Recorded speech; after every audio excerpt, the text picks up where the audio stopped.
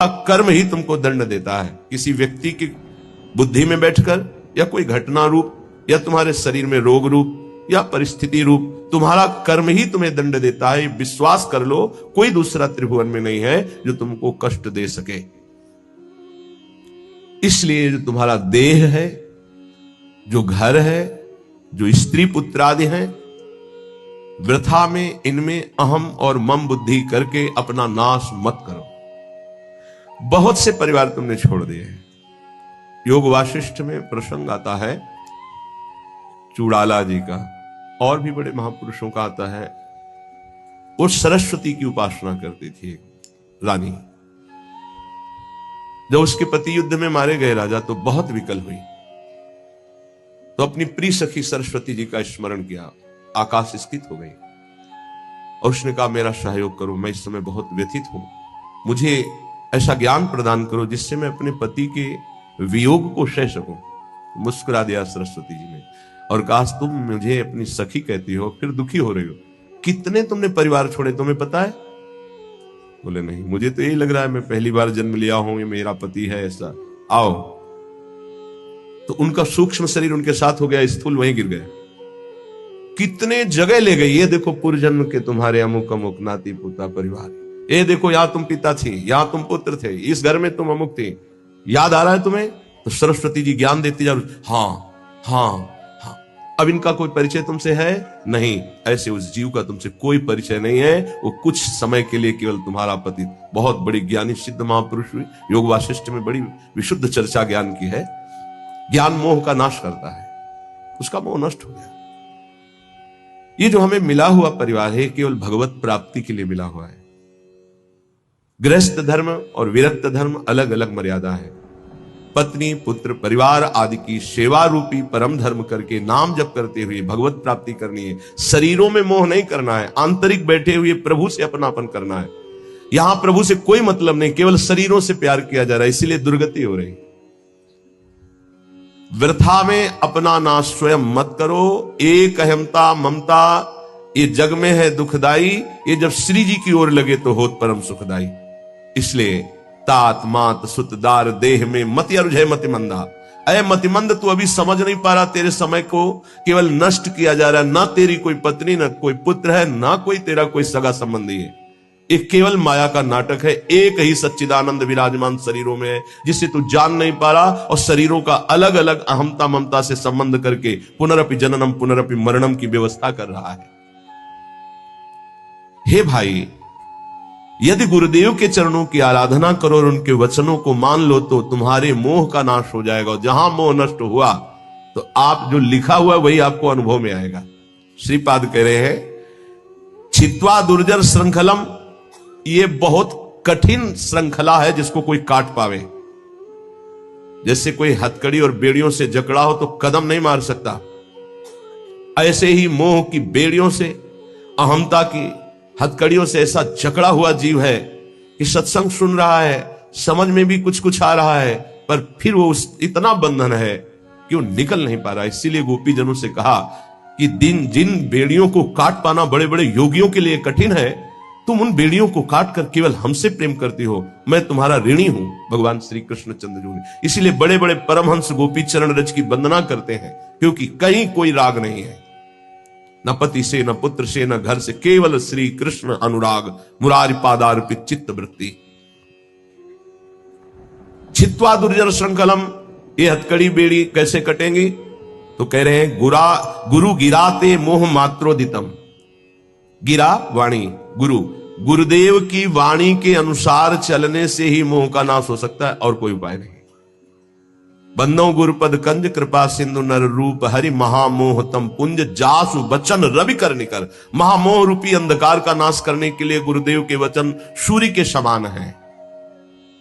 मोह मात्रोदितम, केवल मोह मात्र में तुम फंसे हुए हो, और इस मोह का नाश गुरुदेव के अक्षरशः वचनों के अनुसार चलने पर होता है।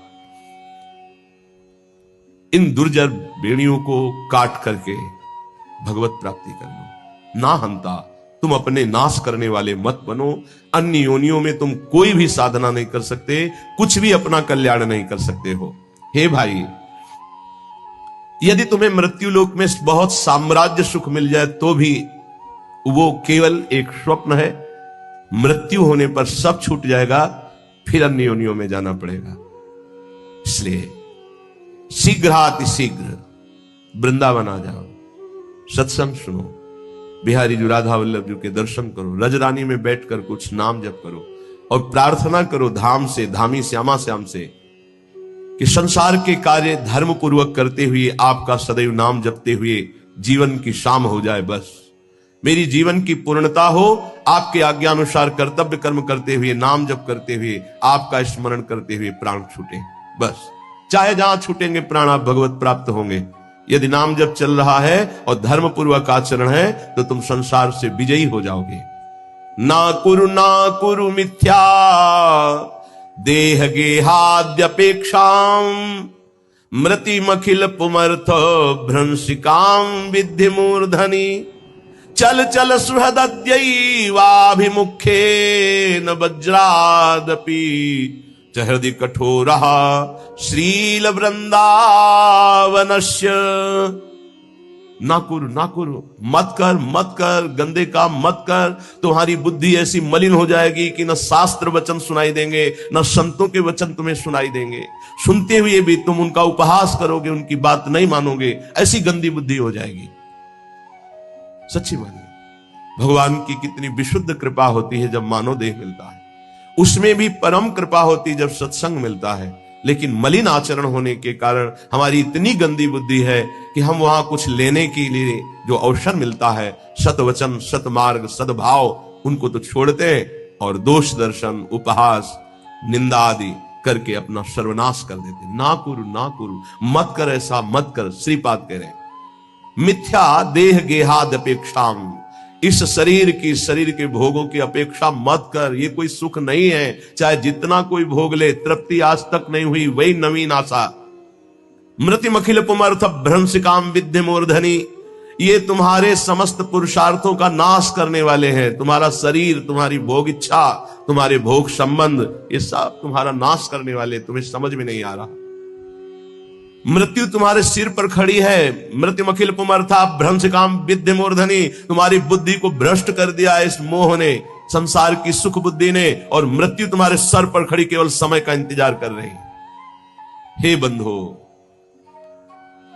आज ही इस बात को समझ लो। देखो इतना विचित्र माया का जाल है। एक ऋषि है, तपस्या परायण जंगल में है, इतने कामासक्त होते हैं कि दिन में वो सहवास करना चाहते हैं, तो उन्होंने मृग और मृगी रूप धारण कर लिया तपोबल से और सहवास कर रहे थे। महाराज पांडु ने देखा कि ये मृग है, तत्काल बाण संधान किया, मारा। एक ही बाण में दोनों बिंध गए। नजदीक गए तो दोनों ऋषि, एक ऋषि पत्नी और एक ऋषि, दोनों हाय मच गया। अरे ऐसा कैसे अपराध हो गया, ब्रह्म ऋषि का वध कैसे हो गया। तो उन्होंने बताया कि दिन में पशुतापूर्ण जो व्यवहार है, मैं ऋषि होकर नहीं कर सकता था, पर मैं कामांध हो गया, इसलिए पशु रूप धारण किया, मृग रूप। और तुमने बिना विचारे, तो उनका राजाओं का कार्य है मृग का वध करना। जो ऐसे मृग हैं जिससे हमारे सेवा में जो जन हैं, जो प्रजा हैं, उनको रोग होने की संभावना हो, तो हम शिकार उन्हीं का खेलते हैं, इसलिए मैंने मारा। तुम्हें कोई ऋषि मान के थोड़ी मारा है। तो उन्होंने कहा मुझे तो मेरे कर्म का फल मिल गया। इससे प्रतीत होता है कि विकार कितने प्रबल हैं। इतना बड़ा महात्मा जो अपने आप को एक क्षण में मृग के रूप में परिणित कर सकता है, वह अपने काम को नहीं रोक पाया और वो सहवास सुख में मगन है कि मृत्यु ने मार दिया। यहां कह रहे हैं मृत्यु मखिल पुमर्थ भ्रंशिकाम विद्धि मूर्धनि, तेरी बुद्धि को भोगों ने भ्रष्ट कर दिया है, पर तुझे यह पता नहीं कि मृत्यु तेरे सिर पर खड़ी है। हम बड़े आनंद में मगन हो रहे हैं, किन्हीं भोगों में, किन्हीं विलासिता में, और मृत्यु एक एक सेकंड गिन रही है। ये सेकंड गया, ये सेकंड गया, ये से, और ऐसा प्रहार करेगी, फिर तुम्हारे पास कुछ भी बनाने के लिए समय नहीं रहेगा। मन पछते ही है और शर्मिते। इसलिए कह रहे चल चल सुहृद दैवाभिमुखेन वज्रादपि च हृदि कठोरः श्रील वृंदावनस्य। कठोर कर ले अपने हृदय को वज्र के समान, किसी के भी मोह भरे आंसुओं में मत फंस। और सत्संग सुन और चल चल भगवत मार्ग में चल। गृहस्थ धर्म में रहते हुए, परिवार का पोषण करते हुए, नाम जप करते हुए, भगवत कथा गायन, भगवत कथा श्रवण, भगवत नाम कीर्तन, ये है चल चल चल, भगवत मार्ग में चल। गंदे मार्ग में ना करो, ऐसा कार्य मत कर, ऐसा मत करके तू अपना नाश कर ले। देखो महापुरुष जन करुणा करके कह रहे हैं, वो तो भगवत प्राप्त है, उनको क्या फर्क पड़ता है, तुम माया में लगो या प्रभु में लगो। पर एक विशेष संतों के हृदय में प्रियता होती है, वही प्रियता डांटती है, मत कर, ऐसा मत कर, कठोर हृदय बन, इनके आंसुओं पे मत आ, सत्मार्ग पे चल। चलो तुम ऐसे परिवार में हो जहां कलह हो सकती, तिलक मत लगाओ, मत कंठी बांधो, मत ठाकुर सेवा विराजमान करो, पर अंदर अंदर रो रो कर पुकार सकते हो, राधा राधा, अंदर ही अंदर कोई जाने ना, भगवत प्राप्ति हो जाएगी। बात मान लो। भगवत प्राप्ति के लिए हम अपने जीवन को अन्य कोई आश्रय, अन्य कोई संबंधों में नहीं खोने वाले। भगवत प्राप्ति के लिए हमारा जीवन है। अब हम भगवत प्राप्ति करके रहेंगे। अगर हमारे ऊपर ऐसा शासन है कि हम बाहरी भागवतिक रूप नहीं धारण कर सकते तो ना धारण करो, झगड़ा कलह नहीं करना। पर राधा राधा करने में कौन जान पाएगा, चुपचाप अंदर ही अंदर राधा राधा। रावण कभी नहीं जान पाया कि विभीषण इतने महान भागवत हैं, जानने की भी कोशिश की तो भी नहीं जान पाया।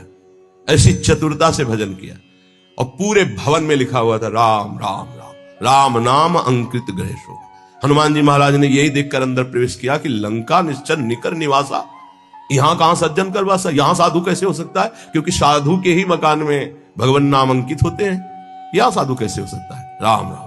सूचना रावण के पास पहुंची थी कि राम राम लिखे हुए हैं, ये क्या है, आपका भाई है, महामंत्री पद में भी है, लेकिन आपका विरोधी है। गया मंदोदरी कहे ये कैसे, उनका प्रभु हमें किसी और का नाम नहीं लिखे, आप और रावण, रा मंदोदरी मां राम। बड़ा प्रसन्न हुआ, है सब गलत कहते, मेरा भ्राता मुझे बहुत प्रेम। भक्त कभी झगड़ा नहीं करता है, लात मारा तो भी झगड़ा किया क्या, तुम पितु सरिस भले ही मुझे मारा, राम भजे हित, नाप खुल के बात होने लगी। पहले आग को बढ़ाओ, अंदर भक्ति की आग को, और जब इस कोटि की आग, फिर सब भस्म हो जाएगा, कोई तुम्हें छू नहीं सकेगा। 5 वर्ष के प्रहलाद जी का त्रिभुवनपति महाबलशाली हिरण्यकश्यप तनिक भी बाल बांका नहीं कर पाया, वही भगवान हमारे भी है। प्रहलाद जी के केवल नहीं, हमारे भी हरि है। इसलिए अपने भाव को छुपाकर पहले चिंगारी को ज्यादा प्रकाशित करोगे तो एक बूंद पानी में बुझ जाएगी, लेकिन जब ज्वाला हो जाएगी, हाँ, तो एक आग होती है जो समुद्र में भी पैदा हो जाती है, बड़वानल। आप देखो, हमने देखा है कि जल से भी आग निकल रही है, ऐसे वो जैसे ज्वालामुखी ना, तो जल से भी हमने देखा कि ऐसे लाल एकदम आग की लपटें निकल रही। बड़ा विचित्र भगवान का खेल। जल भी नहीं बुझा सकते, जल में ही तो बड़वानल पैदा होता है, समुद्र में ही। ऐसे ही तुम्हारे हृदय में जब भक्ति का बड़वानल आ जाएगा तो पूरा संसार खिलाफ हो जाए तो भी कुछ नहीं बिगड़ने वाला। इसलिए अपनी भक्ति को जो चिंगारी हुई है उसे छुपाओ और बढ़ने दो, उसे बढ़ने दो।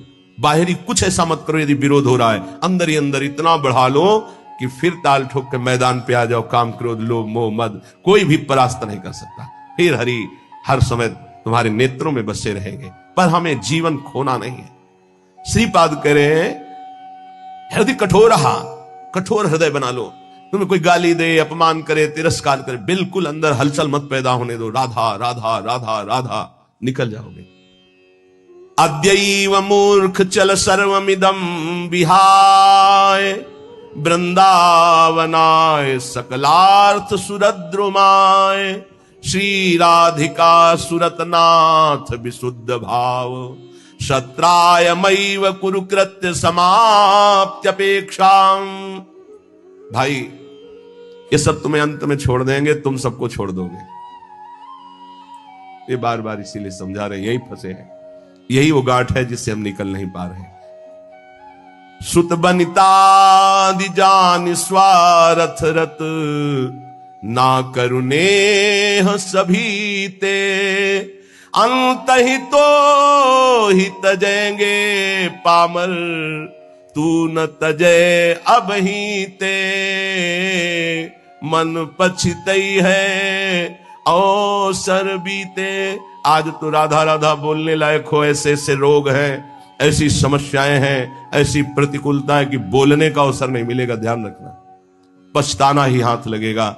आज शरीर स्वस्थ है, बुद्धि काम कर रही, भगवान की कृपा से वृंदावन में बैठ के सत्संग सुन रहे हो, जैसे बने वैसे मनोरंजन को मारो।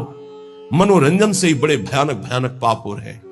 केवल मनोरंजन, मनोरंजन से हिंसा हो रही, मनोरंजन से व्यभिचार हो रहा है, मनोरंजन से ही बड़े बड़े महापाप हो रहे हैं। मारो इस मन की वृत्ति को जो पापात्मक भाव में हमें लगाए हुए, जो हमें पापात्मा बना रही है, जो हमें भगवत प्राप्ति से विमुख मार्ग में आगे बढ़ाते चली जा रही है।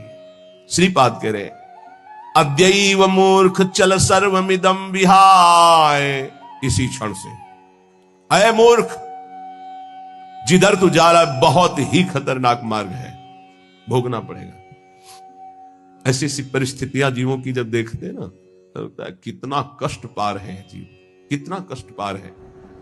आप लोग प्रमाद में हैं इसलिए आपको नहीं, यहां किसी भी कष्ट को देखा जाता है तो तत्काल उसमें तन्मयता की जाती है, तो पूरा कष्ट अनुभव होता है। अरे कितना भयानक पीड़ा इस जीव को हो रही है, कोई उपाय नहीं, केवल मृत्यु ही मृत्यु। वो सड़ रहा है, कोई औषधि का। जंगलों में ऐसे कितने जीव हैं जिनके विचित्र कष्ट जागृत हो गए, कोई औषधि नहीं, कोई खान पान की व्यवस्था नहीं। अब वो जब तक मरेगा नहीं, उठ के नहीं चल सकता, कीड़े खा रहे हैं, पड़ा है, जिंदा जिंदा पड़ा है, सड़ रहा है। कौन है ये? हम ही हैं। हमारे कर्म बिगड़ गए तो ऐसे जीव बन गए, ऐसे ऐसे हो गए। अद्यैव मूर्ख, ए मूर्ख, अभी अभी कदम वापस लौट, जिधर जा रहा है बहुत खतरा है, नहीं समझ में आ रहा। बहुत विचित्र गति माया की है। देख रहा है कि इसने गलत किया और ये दुर्गति को प्राप्त हो रहा है, देख रहा है, यही देख रहा है, अमुक के ऐसा ऐसा सर्वनाश हो गया। तो वही कर्म तुम भी कर रहे हो, तो क्या तुम्हारे लिए दूसरे भगवान है क्या? तुम्हारे लिए दूसरा न्यायाधीश है क्या? तुम्हारे लिए दूसरा विधान लगेगा क्या? वही लगेगा। इसलिए ना हंत, अपना नाश मत कर। अद्यैव मूर्ख चल सर्वमिदं विहाय। ये जिधर तू जा रहा है उधर से कदम वापस कर, भगवान की तरफ, प्रभु की तरफ कदम। जे ही प्रभु की तरफ कदम मोड़ोगे, बस इन दो बातों से बच जाओ तो मार्ग बिल्कुल दृढ़। पहला, भय या प्रलोभन, तुम्हें रोका जाएगा या भारी सुख सुविधा देके या भारी दुख दुविधा देके। अगर कदम नहीं रुके तो फिर दूसरा एक आंतरिक घबराहट पैदा होती है बेमतलब की। ये केवल साधु समागम से मिटती है, नहीं अच्छे अच्छे इसी घबराहट से वापस हो जाते हैं। इस मार्ग में चलना संतों के वचन से प्रारंभ होता है, संतों के वचन से ही मध्य और संतों के वचनों से ही पूर्णता होती है। अन्यथा यह मार्ग बहुत ही एकांतिक और गुप्त है। यद्यपि यह निर्भय मार्ग है, पर आसपास इतना भयावह है कि निर्भय मार्ग में कदम नहीं रख सकते, क्योंकि आसपास दृष्टि। इस मार्ग में चलने वाला आसपास नहीं देखता, नीचे देखता है तो निर्भय चला जाता है, और आसपास देखेगा तो इतना भय है कि आगे कदम नहीं बढ़ा सकता। कह रहे सकलार्थ सूरत द्रुमाए, समस्त चाहों को पूर्ण करने वाला कल्प तरु है श्रीधाम वृंदावन। श्री राधिका सुरतनाथ विशुद्ध भाव, श्री प्रिया प्रीतम का विशुद्ध प्रेम रस प्रदान करने में समर्थ है वृंदावन। एक बार ही आ जाओ, यहां की रज में लौट जाओ, यहां एक बार परिक्रमा कर जाओ, एक बार सत्संग सुन जाओ, तो तुम्हारे जीवन के रजिस्टर में एक ऐसी वस्तु जमा हो गई जो तुम्हें नरक नहीं ले जाने देगी, तुम्हारी दुर्गति नहीं होगी। मान लो, अद्यैव मूर्ख चल सर्वमिदं विहाय वृंदावनाय, सकलार्थ सुरत द्रुमाय, श्री राधिका सुरतनाथ विशुद्ध भाव, सत्रायुमैव कुरु कृत्य समाप्त अपेक्षाम। किसी अन्य की अपेक्षा मत रखो। प्रभु और प्रभु के जन दो ही हैं ऐसे जो आपका परम हित कर सके। नहीं, स्वार्थ लाग करे सब प्रीति, सुर नर मुनि सबकी यह रीति। स्वार्थ रहित जग जुग उपकारी, तुम तुम्हार सेवक असुरारी। भगवान और भगवान का प्रेमी भक्त, ये दो ही ऐसे जो स्वार्थ रहित जगत का मंगल करते हैं, नहीं तो सब स्वार्थ वशात ही प्रेम करते हैं। तो कह रहे हैं कृत्य समाप्त अपेक्षाम, किसी और की अपेक्षा खत्म करो। भजिबे को दो ही भले, कह हरि कह हरिदास, या तो प्रभु और या प्रभु के प्रेमी जन। पूज्य परमहंस श्री राम कृष्ण देव जी, अमृतमय उनकी वाणी। अय उपासक, तुम कभी किसी से वाद विवाद न करो। बहुत अमृतमय वचन है। बहुत ही ऊंची स्थिति के महापुरुष हमारे भारत की शोभा है। थे नहीं कह रहा हूं, है, क्योंकि महापुरुषों की वाणी ही महापुरुषों का स्वरूप है।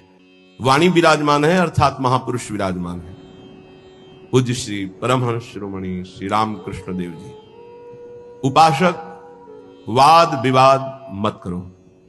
जिस प्रकार तुम अपने इष्ट देव को, अपने धर्म को दृढ़ विश्वास के साथ पकड़े हुए हो और महान मानते हो, ऐसे ही कोई दूसरे धर्म का उपासक अपने इष्ट देव को और अपने धर्म को महान मानता है। इसलिए तुम अपने धर्म को महान करके दूसरे को नीचा दिखाने वाला वाद विवाद मत करो। कितना सुलझा हुआ स्वरूप महापुरुषों का। केवल वाद विवाद से तुम अपने धर्म और इष्ट देव को खो दोगे। दूसरे धर्म की निंदा करके, दूसरे के इष्ट देव की अवहेलना करके तुम अपने इष्ट देव और धर्म को खो दोगे। क्योंकि परमात्मा एक है और वही सब धर्मों का धर्म गुरु है, वही सब धर्मों का इष्ट है। परमहंस शिरोमणि श्री रामकृष्ण देव जी के वचन। किसी की निंदा अवहेलना नहीं करनी। एक बार एक महात्मा किसी नगर में से होकर जा रहे थे। संयोगवशात एक दुष्ट आदमी सामने से आया और वो क्रोधित होकर पीटने लगा। बहुत मारा महात्मा को, मूर्छिता हो गए महात्मा, इतना मारा। बहुत दुष्ट स्वभाव के भी होते। वो जमीन पर गिर गए। मारने वाला चला गया। कुछ श्रद्धालु आए, उनकी बड़ी सेवा की। जब होश में आए तब पूछा, महात्मा जी किसने मारा आपको? बोले जिसने सेवा की उसी ने मारा है। जिसने सेवा की? तो कहा महाराज आप तो मूर्छित थे, हम लोगों ने तो सेवा की है। बोले बस जिसने सेवा की उसी ने मारा, दूसरा नहीं मार सकता। महात्मा जी ने कहा जिसने मुझे पीटा वही सेवा कर रहा है, जो सेवा कर रहे हैं इन्होंने ही पीटा है। वो तो बड़े घबरा गए कि महात्मा पागल है क्या।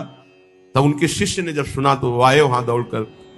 लोगों ने कहा आपके गुरुजी पागल है क्या? तो बोले नहीं, आप नहीं समझ पा रहे। जिस परमात्मा ने वो रूप रख करके पीटा, उसी परमात्मा ने आप लोगों को प्रेरित करके आप लोगों के रूप में सेवा की। हमारे गुरुदेव का मतलब ये है। भाव ये, आपके साथ जो निंदा अपमान तिरस्कार कर रहा है वो आपका आराध्य देव दूसरा नहीं है, वही आराध्य देव है। तुम्हारे किसी कर्म का मार्जन कर रहा है, ध्यान रखना।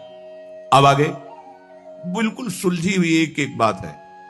सच है कि उस दुष्ट में भी परमात्मा है। सच है कि व्याघ्र में भी परमात्मा है।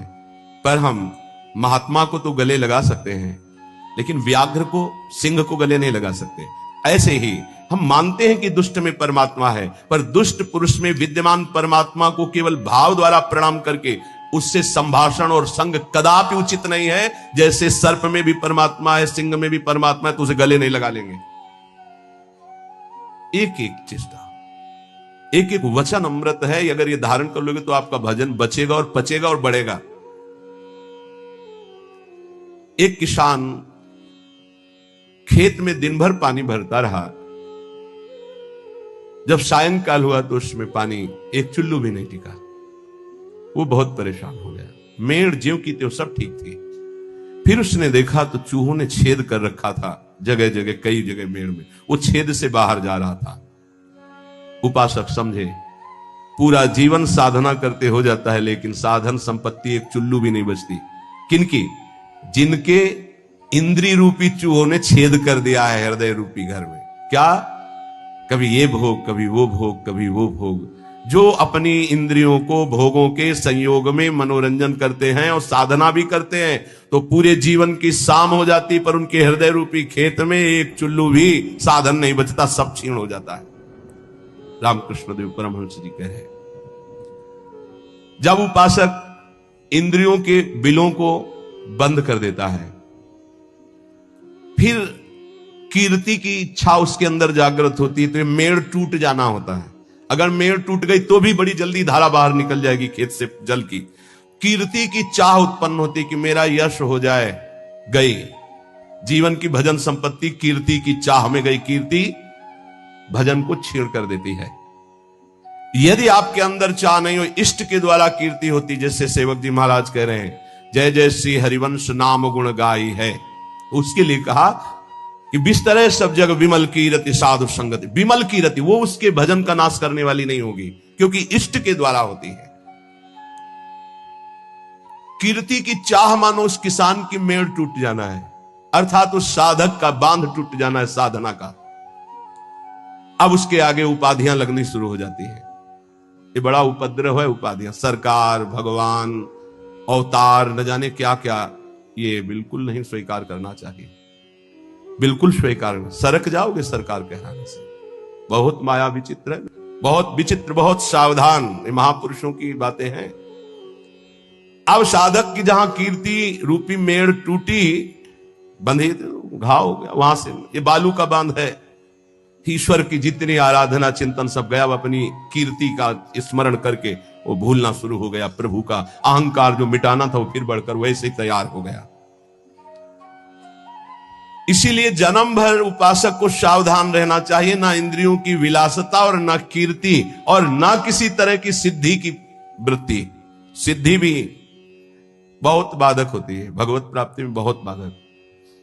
मन की बात जान, दुनिया का सब एक से एक अलग अलग क्षेत्र सामने का एकाग्र दृष्टि से देख के संकल्प कर हिल नहीं सकता एक कदम। जैसा चाहे जितना हो उसकी आज्ञा का पालन करेगा ही करेगा। ऐसी बहुत सी, वे तो गुरुजनों की कृपा से इन खाइयों को नांगा जाता है। बिल्कुल दैन, बिल्कुल दैन। भरी सभा में नीच पुरुष द्वारा पिट जाने पर भी किसी भी तरह का कोई भी भागवतिक प्रभावना प्रकट करना, साधारण आदमी की तरह शांत एकदम, यह असाधारण क्षमता होती है। क्यों सह जाए सामने वाला जब इतना कर रहा? भगवान ने हमको तेज दिया, बल दिया है, क्यों सह जाए? बोले एक भाई अपने मुखौटे को लगाकर सिंह का और अपने घर में गया तो घर वाले एकदम भयभीत हो गए, लेकिन उसकी बहन ने उसको मुखौटा लगाते हुए देखा था। वो नजदीक गई और मुखौटे में थप्पड़ चट और उतार के रख दिया। रामकृष्ण परमहंस देव जी के समझे, ये कोई निज जन, निज संबंधी देख पाएगा कि इन मुखौटों में और कोई नहीं, मेरा प्रिय है, प्रीतम है, दूसरा कोई नहीं। ये जो गाली दे रहा है, जो अपमान कर रहा है, जो पीट रहा है, वो मेरा प्रीतम है जिसकी मैंने आराधना की है। वो किस लिए पीट रहा है?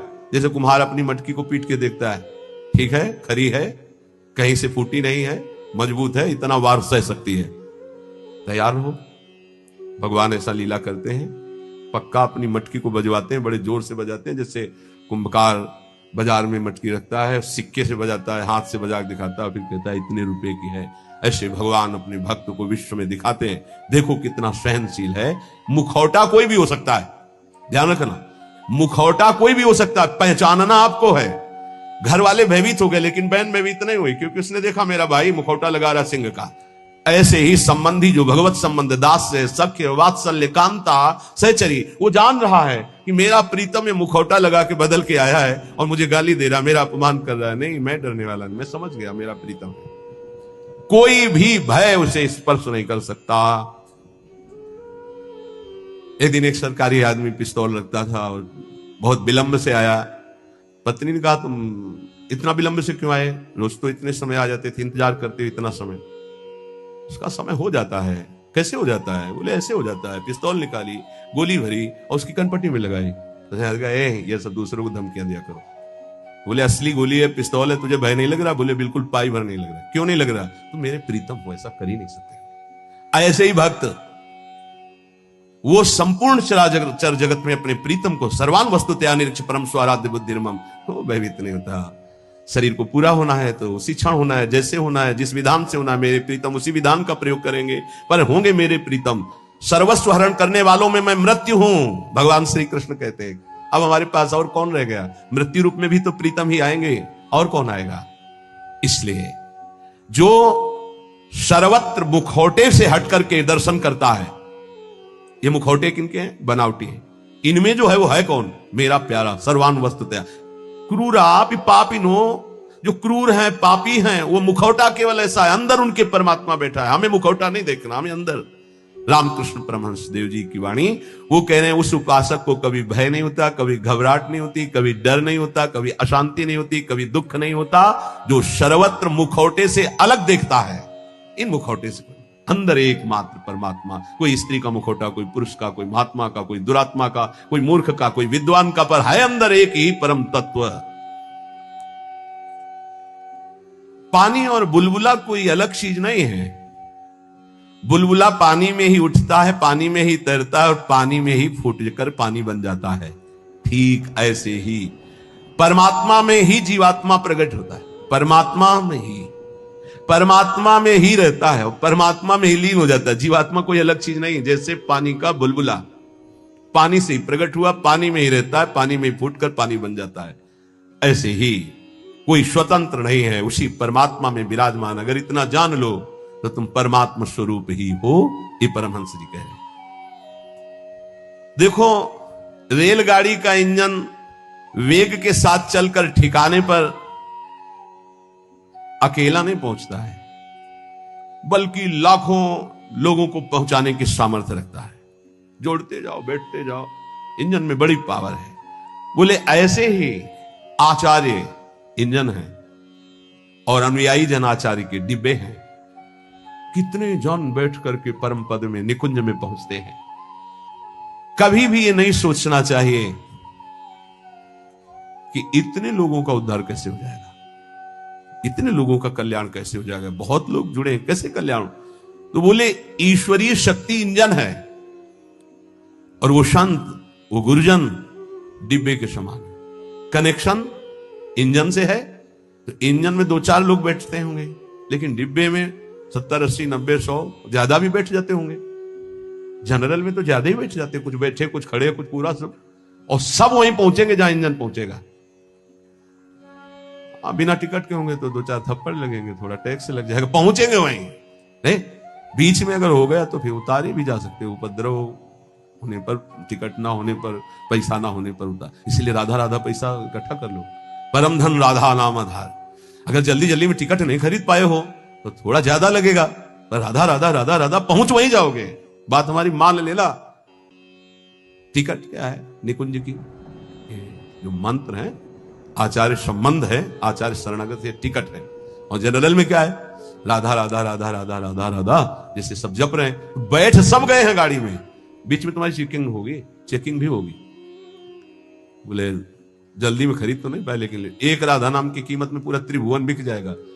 जो जांच करने वाले हैं वो कौन है? श्री जी के पार्षद ही हैं। ऐसे थोड़ी होता है कि आप श्री जी के पास सीधे डायरेक्ट पहुंच जाओ, ऐसा। तो राधा नाम जहां है ना, तो सीधे।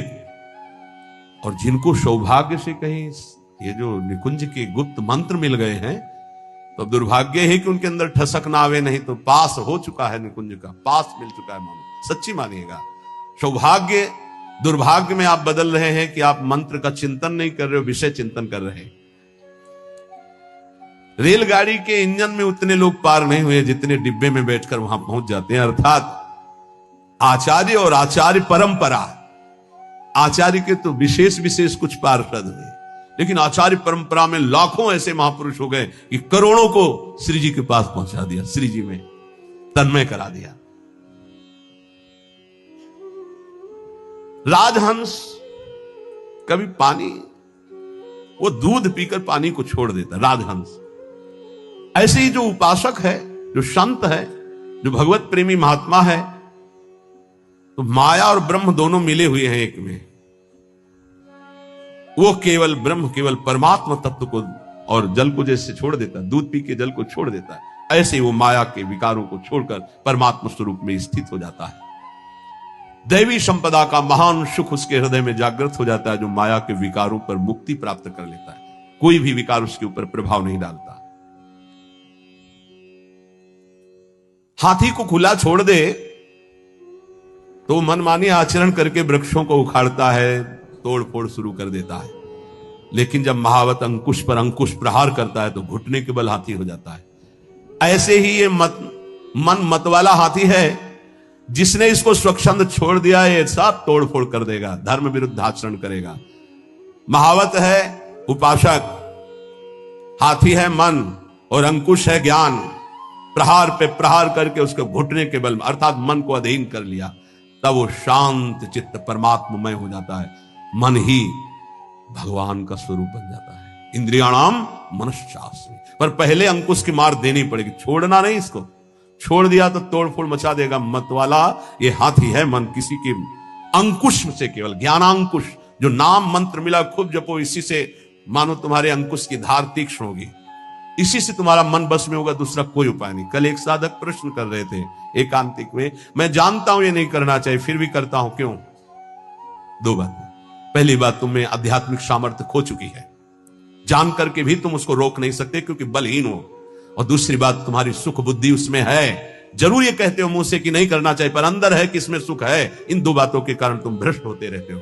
तो हमको पहली बात बलवान करनी है कि हमारे अंदर नाम बल आवे, तो दूसरी बात अपने आप हट जाएगी, सुख बुद्धि हट जाएगी। पहले नाम जप करके अपने को बलवान बनाइए।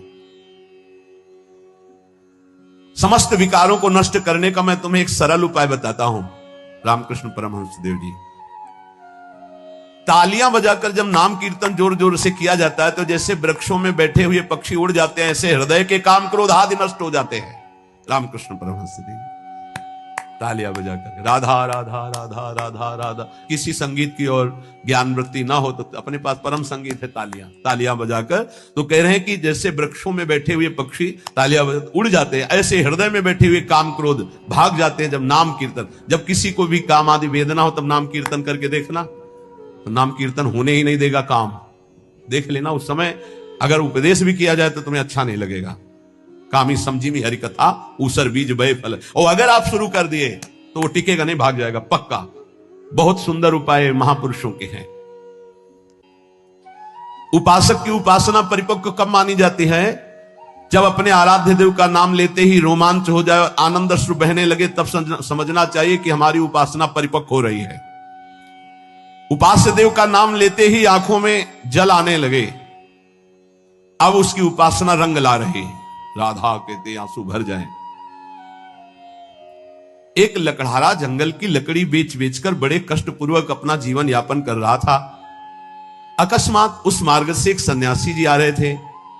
उन्होंने लकड़हारे के दुख को देखकर कहा, बेटा जंगल में तुम सूखी लकड़ियां बिन रहे हो, इसके आगे बहुत कुछ है, आगे बढ़ो और कुछ तुम्हें प्राप्त हो जाएगा, मैं देख रहा हूं। वो आगे बढ़ा, सूखी लकड़ियां छोड़कर। ध्यान देना, महापुरुषों के उदाहरण साधारण नहीं होते, बात साधारण दिखाई दे रही। जब काफी आगे बढ़ा तो उससे चंदन की खुशबू आई, तो चंदन के वृक्ष मिले। सूखी लकड़ी छोड़कर उसने चंदन की लकड़ी काटी और बाजार में बेचा, अच्छा पैसा आया।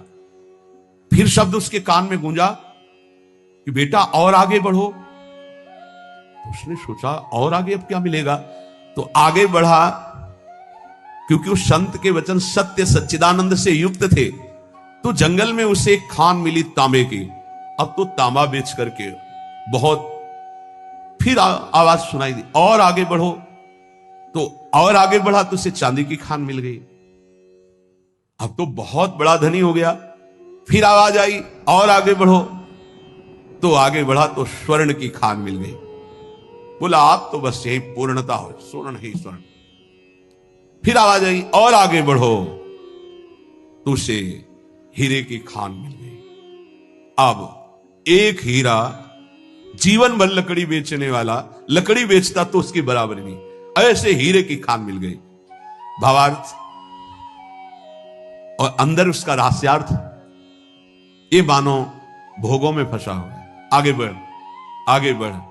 जैसे जैसे वह अध्यात्म की तरफ बढ़ता है, नाना प्रकार के दिव्य सुख, और आगे बढ़ सिद्धियों के सुख, और आगे बढ़ भावात्मक सुख, शांत सुख, दास्य सुख, वात्सल्य सुख, कांता सुख, सहचर्य, अपूर्ण महामाधुर्य रस में स्थित। हमें जब तक भूमा सुख ना मिल जाए तब तक रुकना नहीं, आगे बढ़ते रहना है। अल्प सुखों का भोक्ता भूमा सुख का अधिकारी नहीं होता। यदि संत की बात मानकर लकड़ी बेचना काम बंद न करता तो आगे नहीं बढ़ पाता। आवाज आती रही आगे बढ़, तो फिर चंदन, फिर आगे बढ़ा तांबा, फिर आगे बढ़ा चांदी, फिर सोना, फिर हीरा, अर्थात एक से एक दिव्यताएं, ज्ञान की सुंदर भूमिकाएं, भक्ति की सुंदर दिव्य भूमिकाएं, इनको क्रॉस करते थे। अल्प सुख साधना का मिले उसी में तृप्त हो गया, वो महान सुख को नहीं प्राप्त कर सकता। श्री रामकृष्ण परमहंस जी कहते हैं, लकड़हारे की तरह छोटी सी साधना के सुख को पाकर तृप्ति का अनुभव मत करो। ज्ञान का समुद्र लहरा रहा है आध्यात्मिक क्षेत्र में, और उस ज्ञान के परम धनी बनकर स्वयं भगवत स्वरूप हो जाओगे। देखो, एक छोटे पौधे की रक्षा उसके चारों ओर घेरा बना करके की जाती है, नहीं तो बकरी चर जाएगी। और वही पौधा जब बड़ा हो जाता है, वृक्ष रूप हो जाता है, तो सैकड़ों बकरियों का पेट भर जाएगा, उसकी छाया में रहेंगे, उसका कुछ नहीं बिगड़ेगा। ऐसे ही जब भक्ति का छोटा अंकुर निकले तो कुसंग रूपी बुरी संगति रूपी बकरी से बचना।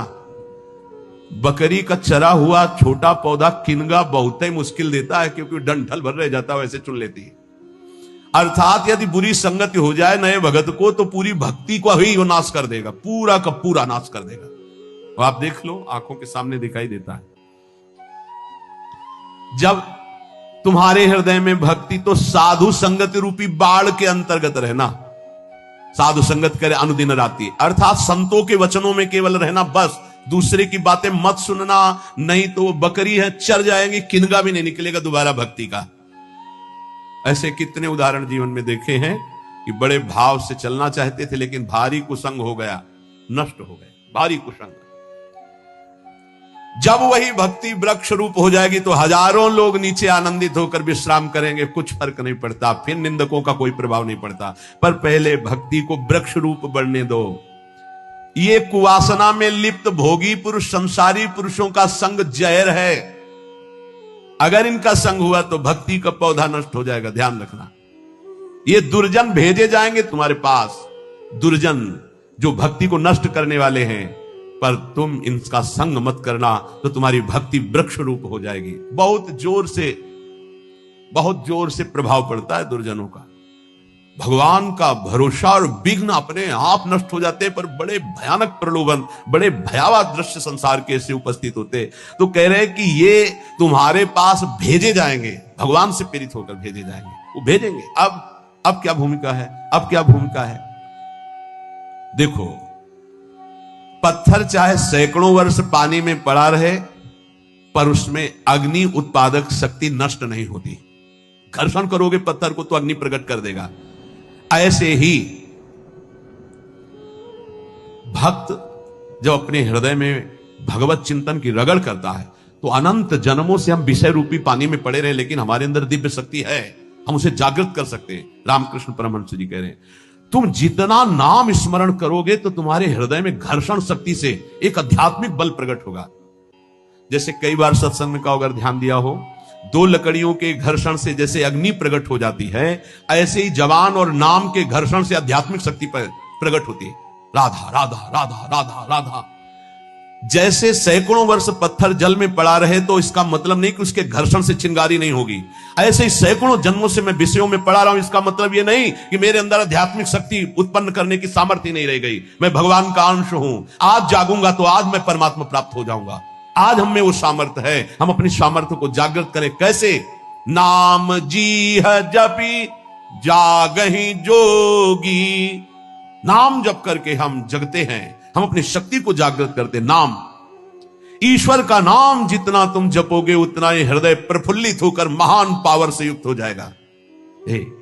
बड़े बड़े महापुरुषों के वचनों को पकड़ लो। एक मनुष्य कुआं खोदना शुरू करता है, बस एक हाथ पानी रह जाता है और रोक देता, थक गया। ये 25 हाथ खोद चुका, फिर भी पानी नहीं निकला, अब तो लगता है नहीं निकलेगा, और एक हाथ में पानी है। ऐसे ही साधक कभी कभी धोखा खा जाता है। बस भगवत प्राप्ति होने वाली है, उसको लगता है पूरा जीवन हो गया, अभी तक कोई अनुभव नहीं हुआ। अरे थोड़ा एक हाथ और खोद, स्रोत निकलने वाला है। रामकृष्ण परमहंस जी कह रहे, पर वो नादान एक हाथ में पानी निकलने वाला था, छोड़ दिया। दूसरी जगह कुआं खोदा, फिर छोड़ दिया, फिर तीसरी जगह कुआं खोदा, पूरा जीवन कुआं खोदने में लगा दिया, पानी नहीं पी पाया। समझ पाए? ऐसे उपासक है ये संप्रदाय, वो मार्ग, लेकिन पानी नहीं पी पाया चुल्लू भर। अगर एक ही ढंग से खोदता तो बस एक हाथ बाद स्रोत खुलने वाला था।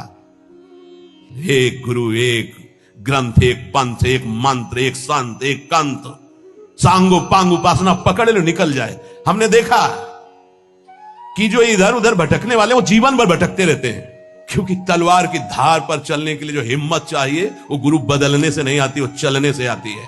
ये जो बदलुआ लोग होते हैं ना, बदलते ही रहते हैं। व्यभिचारी की वृत्ति पातिव्रत धर्म से कभी एक नहीं होती, ध्यान रखना। होटलों को खाने वाला कभी एक रसोई में भरपेट जीवन भर नहीं खा सकता, उसको चाट लग गई है। ऐसे ही जो व्यभिचार प्रवृत्ति भक्ति में है, आज यहां कल वहां। परमहंस जी कह रहे 25 हाथ कुआं खोदा, छोड़ दिया कि यहां पानी नहीं हो, एक हाथ बाद पानी निकलने वाला था। फिर दूसरी जगह खोदा, फिर छोड़ दिया, फिर तीसरी जगह खोदा, जीवन हो गया, कुआं खोदते पानी नहीं मिला। अगर एक में ही उतनी मेहनत और कर देता तो करना ही नहीं पड़ती, एक हाथ बाद स्रोत था। जिस नाम, जिस मंत्र, जिस गुरुदेव का आश्रय लो, प्रेम भाव वाली परिवर्तन की बात अलग है कि हम प्रेम मार्ग में आगे बढ़ते चले जा रहे हैं, दास से शांत, सख्य, वात्सल्य, वो बात अलग है। लेकिन ऐसे भाव रखकर कि इससे तो काम नहीं बना, अगला खोदते हैं कुआं, फिर वहां भी काम नहीं बनेगा, ऐसे भटकते रहोगे। बहुत महापुरुषों के वचनों को बहुत समझना चाहिए। ईश्वर पूर्ण है, निर्भर रहने से उसका अनुभव होता है। क्या साधना बताई? निर्भर रहना, निर्भर प्रेम मगन हनुमान। निर्भरता दो प्रकार की, एक बताई बंदर के बच्चे की, एक बताई बिल्ली के बच्चे की। जैसे बंदरिया को जब छलांग लगानी होती तो ऐसे बच्चे को करती, 1 सेकंड में बच्चा समझ जाता है, कस के बाल पकड़ लेता है, वो छलांग मारी निकल। अगर बच्चा छोड़े तो खुद गिरे, पकड़ना बच्चे को होगा। और एक होती है बिल्ली की निर्भरता। अब बिल्ली उसी डाढ़ से पकड़ के ले जाएगी जिसे चूहा पकड़ती है। एक बार बिल्ली चूहा को पकड़ ले तो जीवन से हाथ धो देगा, उसी मुंह में अपने बच्चे को दबाती है और दूसरी जगह ले जाती है। बिल्ली का ही काम है, बच्चा तो ऐसे पूरे म्याऊं, कोई मतलब नहीं, जहां मनावे तहां ले जाओ। ये है पूर्ण निर्भरता। तो प्राय जो अहम प्रधान, साधना प्रधान होते हैं, बंदर के बच्चा होते हैं। सहारा दिया गुरुदेव ने, मारो छलांग, मार पाओ, गिर जाओ। लेकिन जो ऐसे होते ना म्याऊं वाले बच्चा, कई बच्चा के पेट और घट करे विनाशन, वो इशारा नहीं देते, वो गोदी में बैठाते कि ये भैया इशारा भी दो, तो ये छलांग मारने वाला नहीं, हम ही को लेके छलांग मारना है। ऐसा बहुत सुखद रहता है ये निर्भरता। तो बोले ईश्वर पूर्ण निर्भरता से प्राप्त होता है। निर्भर प्रेम मगन हनुमाना। निर्भर शब्द का मतलब पूर्ण रूप से अपने आराध्य देव पर ही आश्रित रहना। जिसका एक बार ये निर्भर भाव हो जाता है, उसकी पूर्ण संभाल उसका इष्ट करने लगता है। ए पूरी मस्ती, पूर्ण संभाल उसकी इष्ट करता है। कर तुम, अकर तुम, अन्यथा कर तुम। बिल्कुल बिल्ली के बच्चा बन के रहो, म्याऊ बोल रहा है। आगे कुछ ज्यादा चतुरता करोगे ना तो उनकी कृपा का तुम अनुभव नहीं कर पाओगे। अगर बिल्कुल ऐसे जो प्यारो करे, निर्भर प्रेम मगन हनुमान। बात समझो, निर्भरता, पूर्ण भरोसा। पर यह बहुत कठिन है, अहंकार देवता निर्भर नहीं होने देते। ईश्वर पूर्ण निर्भय रहने वाले को ही अनुभव में आता है। निर्भर, आवश्यकता के पहले व्यवस्था, यह निर्भरता प्रभु के चरणारविंद की। बहुतों ने नाम सुना है अमृत का, लेकिन देखा किसने है? ऐसे ही बहुतों ने ईश्वर का उपदेश शुरू कर दिया है, लेकिन अनुभव किया है क्या? परमहंस गुरुदेव बोल रहे हैं, ये धर्म उपदेशकों में कितनों ने धर्म ग्रंथ पढ़कर उपदेश देना शुरू किया, लेकिन देखा ईश्वर को? बहुतों ने अमृत का नाम सुना है, अमृत की चर्चा की, लेकिन अमृत देखा है क्या? नहीं। ऐसे ही बहुतों ने धर्म उपदेश शुरू कर दिया, क्या धर्म उपदेश करने वाले उस ईश्वर को देखा है? अब वो तो परमहंस जी वो बोल रहे हैं, बहुतों ने उपदेश दिया लेकिन चखा है। और जिसने चखा है फिर जो बोला है, तो बिना किसी प्रयास के स्वाद सबके हृदय में पहुंच जाएगा। ऐसा ही अध्यात्म का अमृत है। अमृत चख करके फिर जो बोला, दो बातें बताई। अमृत सुना सबने, देखा किसी ने, और पढ़ के उस अमृत का उपदेश देना अधूरा, क्योंकि देखा नहीं। अब एक ने चखा है, देखा है, फिर बोल रहा है, तो इस अमृत का प्रभाव यह कि अपने आप सुनने वाले के हृदय में इसका अनुभव होने लगेगा। यह अध्यात्म का अमृत है, प्रेमामृत, भगवदानंद। जिन्होंने अमृत चखा है वो उसका स्वाद जानते हैं। इसी तरह जिसने ईश्वर प्राप्ति कर ली, ईश्वर के सुख का अनुभव कर लिया, वो जब उपदेश करता है तब उसका प्रभाव जन समाज पर जैसे आंधी चले तो सबके आंखों में छा जाएगी धूल, ऐसे सबके आंखों में जो जो सुनेगा अध्यात्म का रंग छा जाएगा। इसलिए उपदेश के पहले उपासक को अपने हृदय में इस प्रेमानंद, परमात्मानंद, भगवदानंद, ज्ञानानंद, विज्ञानानंद, अखंडानंद जिससे संबोधन करो, पहले इसको चखो, देखो, फिर बोलो। बनी के मोहन बनी के। उपासना में जड़ चैतन्य बुद्धि, स्त्री पुरुष बुद्धि, दुरात्मा महात्मा बुद्धि, इन सब का लय हो जाता है। उसकी दृष्टि में न कोई स्त्री है, न कोई पुरुष है, न कोई दुरात्मा है, न कोई महात्मा। एकमात्र परमात्मा दृष्टि जागृत होती है। ये जागृत होती है, पहले भावना की जाती है, फिर स्थिति होती है। जैसे पार्थिव स्थिति होने पर पहले स्त्री पुरुष जड़ चैतन्य दुरात्मा महात्मा ऐसा दर्शन होगा, बाद में भगवत भाव होगा। लेकिन स्थिति होने पर केवल भगवत भाव रहता है, केवल प्रभु भाव रहता है। जब तक ये भाव नहीं रहता तब तक बहुत कच्चाई है, और उपासक को सावधानी पूर्वक अपने को परिपक्व करना है। परिपक्व अपना प्रयास और गुरु इष्ट कृपा। अपना केवल प्रयास ही है, कृपा का भरोसा नहीं तो परिपक्व अवस्था नहीं प्राप्त हो सकती। और आप वाणी से केवल कृपा शब्द का उच्चारण करते हैं और आप प्रयास बिल्कुल नहीं कर रहे, पुरुषार्थ नहीं कर रहे, मनमानी आचरण कर रहे हैं, तो स्थिति नहीं प्राप्त हो सकती। स्थिति प्राप्त होती अपना संपूर्ण पुरुषार्थ लगा दे और भगवत कृपा का, गुरु कृपा का भरोसा, तो स्थिति निश्चित प्राप्त हो जाती है। यही स्थिति जीवन मुक्त करती है। और जीवन मुक्त महापुरुष ही प्रियालाल के प्रेम का रसास्वादन करता है। जब तक देह भाव पुष्ट है तब तक प्रेम का प्रादुर्भाव नहीं होता। जैसे जैसे देह भाव गलित होता है वैसे वैसे प्रेम प्रतिक्षण वर्धमान होता रहता है, बढ़ता रहता है। प्रेम अगाध समुद्र है, इसलिए कभी इसमें पूर्णता नहीं होती कि अब पूर्ण प्रेम आ गया। कभी प्रेमी को ऐसा अनुभव नहीं होता कि मैं प्रेमी हूं या मेरे में प्रेम है या पूर्णता है, नहीं। हर समय एक विचित्र कोटि की चाह उत्पन्न होती है। यद्यपि जिनकी चाह है वो मिले हुए हैं, फिर भी वो इतनी प्यास है कि वो चाह बढ़ती ही रहती। चाह बढ़े दिन रैन, रात दिन चाह बढ़ती है। यद्यपि तन मन के बिछुरे नहीं, न शरीर से दूर है न मन से दूर है, पर चाह बढ़े दिन रैन। कबहु संजोग न मानहि, देखें भरी भरी नयन। हर समय नेत्र भर के रूप रस का पान करते हैं, पर ऐसा लगता है मानो कभी देखा ही नहीं। ऐसी प्रेम की महामहिम वृत्ति जब उपासक के हृदय में जागृत होती है, ये है मोक्ष सुख भी कड़ुआ कर देने वाला सुख। मानो देह में जो मृत्यु लोक का सुख है तो बड़ा घृणित सुख है। इससे उच्च कोटि का सुख देवलोक में है। देवलोक से भी तपलोक, महरलोक, जनलोक, फिर सबसे ज्यादा महान सुख ब्रह्मलोक में है। लेकिन ये जितने सुख है सब मायाकृत हैं। जो दास को सुख मिलता है वो ब्रह्मा जी को भी सुख ब्रह्म पद में नहीं मिला, भगवत दासत्व। फिर जो सखाओं को सुख मिला उसकी तो महिमा ही क्या। जो वात्सल्य भाव से प्रभु को दुलार करते हैं उनके हृदय को क्या कहना। जो कांता भाव से प्रभु से प्यार करते हैं उनको कौन उपमा दे किसी से, क्योंकि वो अद्वितीय है। जो कांत श्री कृष्ण को मानकर आठों पहर उनमें चित्त को श्रृंगार भाव से जोड़ते हैं। और ये तो महामाधुर्य रस वृंदावन नित्य विहार, यहां जब चित्त स्पर्श करता है तो मोक्ष कड़ुआ लगने लगता है।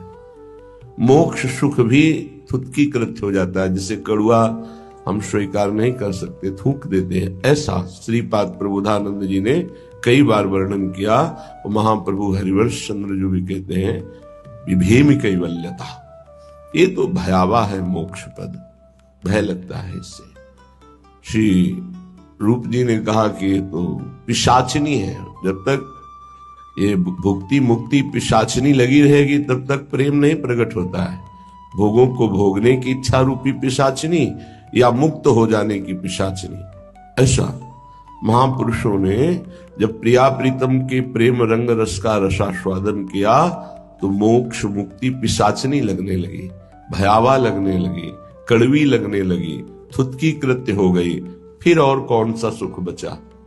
सर्वश्रेष्ठ महासुख आत्म सुख जीवन मुक्त महापुरुषों को प्राप्त होता है।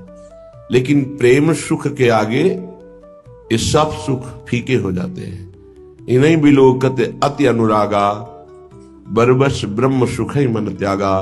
ब्रह्म सुख का भी त्याग करके मन प्रभु की रूप रसासों का, रूप का आनंद प्राप्त करने के लिए विकल हो गया। जनक जी महाराज का और ज्ञानियों की और ब्रह्मबोध संपन्न महापुरुषों की तो अलग वृत्ति रही है, तो बड़े बड़े ज्ञानियों की गुरु है। इसलिए श्रीपाद कह रहे कि तिक्ति भूता विमुक्तिर विषम निरय वदभात सर्वेन्द्रियार्था। सर्वे भोगा भवन्ति प्रबल गरल वन्युद्भट ज्वाल कल्पाहा। कीट प्रायाः समस्त प्रवर सुरगणा सिद्धयश्चेन्द्रजाल। प्रायः संस्वाद्य वृंदावन रसिक रसम माद्यते मेद्य हृदयम। जब आपको प्रियालाल का थोड़ा भी प्रेम प्राप्त होगा तो तिक्ति भूता विमुक्तिर, ये जो जीवन मुक्ति अवस्था है, मोक्ष पदवी है, बोले तिक्ति भूता है, कड़वी लगने लगेगी। नहीं चाहिए मोक्ष सुख, पर ये बहुत ऊंची बात है। अभी तो मृत्यु लोक के भोग ही आपको परास्त कर देंगे। मोक्ष सुख तो जो ब्रह्मलोक तक के भोगों का त्यागी होता है उसको प्राप्त होता है। ये प्रेमी जन मोक्ष के आगे भी जो महारस है उसमें स्थित है। मर्त भोग तुम्हें आकर्षित करके भ्रष्ट कर देते हैं तो मोक्ष सुख तो बहुत दूरी की बात है। हमारी स्थिति नहीं है, पर हमारे गुरुजन जो आगे चल रहे हैं उनकी स्थिति है और उसी मार्ग में हम चल रहे हैं, तो हम स्थिति ना होते हुए भी उसी मार्ग का अनुसरण करेंगे जिसमें हमारे गुरुजन गए हैं, महापुरुष जन गए हैं। महाजनों गतेन सपंथा, जिसमें महापुरुष जन गए उस पंक्ति में हम खड़े हैं। स्थिति हमारी नहीं है, पर हमको वही आचरण करने हैं, वैसा ही भाव रखना है जैसा हमारे आगे विराजमान गुरुजन जो पंक्ति में है, जो प्रियालाल को दुलार करने वाले हैं, जो प्रियालाल के समीप पहुंच चुके हैं, जिनके आसपास आठों पहर महासुख घेरे रहता है, तो हम उसी मार्ग से चल रहे हैं। इसलिए जिससे कोई कहे कि हमारी स्थिति तो नहीं, पर हम उसी पंक्ति में तो खड़े हैं ना, तो हमको वैसा ही व्यवहार करना है। इतना बड़ा त्याग किसी और की सामर्थ्य नहीं, सिर्फ प्रेम की सामर्थ्य है जो मोक्ष सुख का भी त्यागी बना दे, और ऐसा त्यागी कि पुनः उसकी इच्छा ही कभी न हो। तिक्ति भूत्वा विमुक्तिर, मोक्ष पदवी कड़वी लगने लगती है। श्रीपाद कह रहे हैं विषम निरयवद भाति सर्वेन्द्रियार्था। निरय कहते हैं नरक को, और जितने भी भोग हैं ये विषम हैं, ये एक रस नहीं है। आज कामना जितनी बड़ी हुई तो भोगो, तुम्हें अच्छा लगेगा, फिर भोगो, फिर भोगो, तो मन कहने लगेगा इस शरीर में नहीं, उस शरीर में देखो, इस भोग में नहीं, उस भोग में, इस वस्तु में नहीं, उस वस्तु में। इसका मतलब हमको केवल भुलावे में डाला जा रहा है, सुख नहीं है।